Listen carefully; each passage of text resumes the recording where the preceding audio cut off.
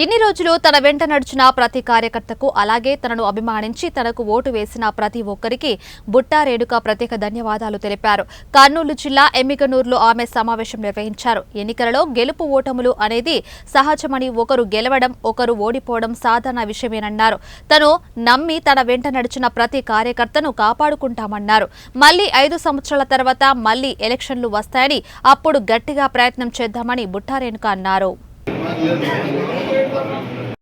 అందరికీ కూడా అలాగే ఎవరైతే నాకు ఓటు వేసిన ప్రజలకు ప్రతి ఒక్కరికి కూడా నేను ప్రత్యేక ధన్యవాదాలు తెలియజేసుకుంటున్నాను. ఇంతమంది ప్రజలు నాకు తోడుగా నాకు ఆ ధైర్యాన్ని ఇచ్చారు. ఒక 14,500 18,000 మెజారిటీలో నేను ఓడిపోవడం జరిగింది.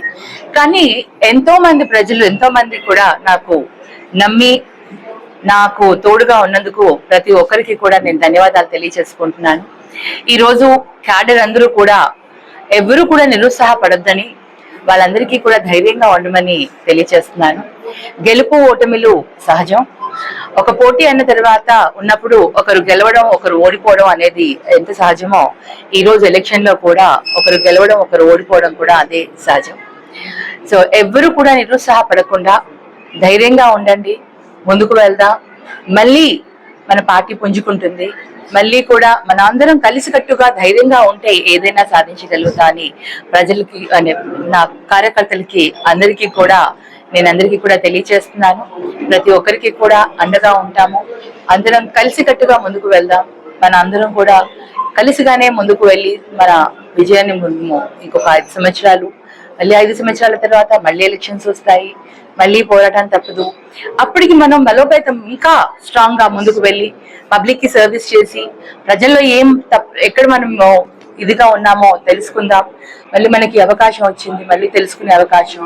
తప్పకుండా అందరం కూడా ముందుకు వెళ్దాం అనేసి ప్రతి ఒక్క కార్యకర్తకు కూడా ధైర్యం చెప్తూ మేము ఎప్పుడు అందరికీ అండగా అందరికీ తోడుగా ఉంటానని తెలియచేసుకుంటున్నాను.